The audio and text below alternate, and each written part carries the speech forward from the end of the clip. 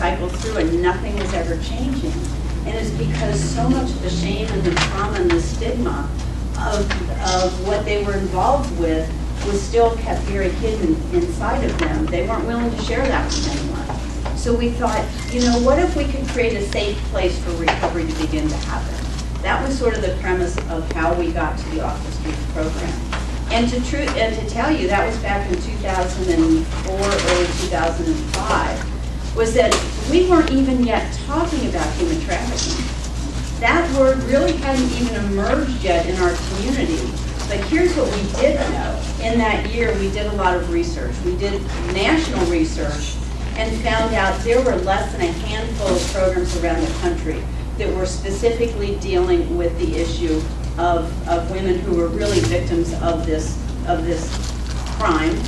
And so we also did surveys of our local justice center and women in the justice center. And we looked at, and we didn't specifically just take women who were involved in prostitution. We surveyed about 100 women. What we found out was that those who were involved in prostitution had higher rates of early childhood sexual abuse, emotional abuse, physical abuse, and they started prostituting at a very young age. We're talking 12, 13-year-olds. Some talk about how it was just what their families did. It's how the young girls and their families were sort of swept into the dysfunction that was happening in their families.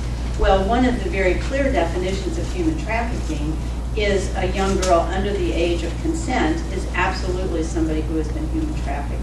And I'm going to have Carol talk a little bit more about that. Carol is really our frontline person who not only works with other community agencies, but most importantly, literally works with women directly living on the street. So our charge as that committee was, what could we do differently? The police department, I will tell you, we probably have 40 different entities that we partner with for this program. The police department and the judicial system are probably our top two supporters. They absolutely wanted to find better ways to help women versus just arresting and continuing that cycle that was just, you know, a nosedive for everyone, including the community. We've worked with a lot of community groups who say, we need help. We need help with what's going on in our community. Councilmember Yvette Simpson has been a real driver in trying to help communities like that. And probably for me, one of the most exciting new things that is happening for women is that the Honorable Heather Russell, who is one of our 2 mental health court judges in Hamilton County Municipal Court, she, over the last year and a half, we've been working, myself, Carol, and a variety of providers, to bring a new specialized docket to the Hamilton County Municipal Court. And it's called Change Court. And I keep wondering if I really know what that acronym is.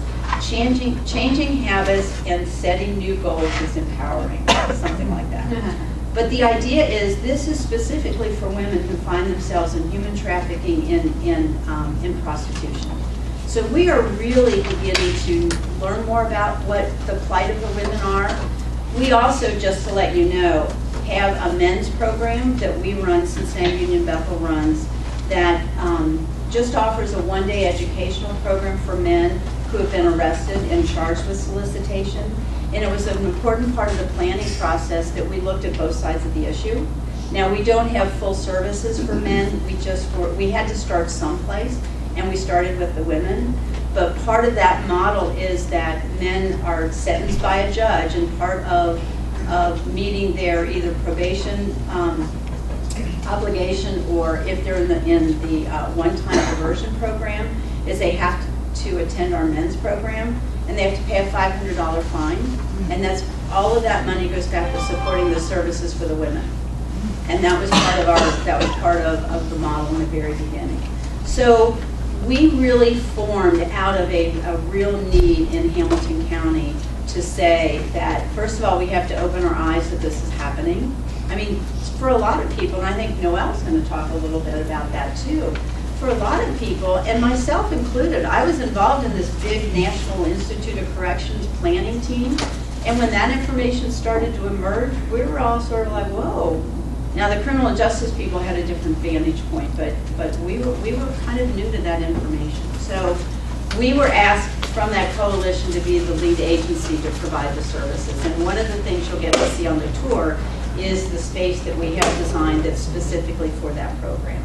And we know today, from the reports of the women, we have well over 60% of our women in the Off the Streets program who have also been human trafficked.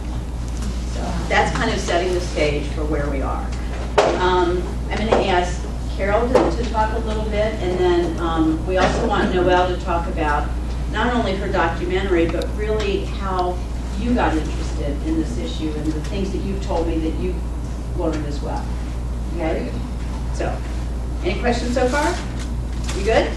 Good. Okay.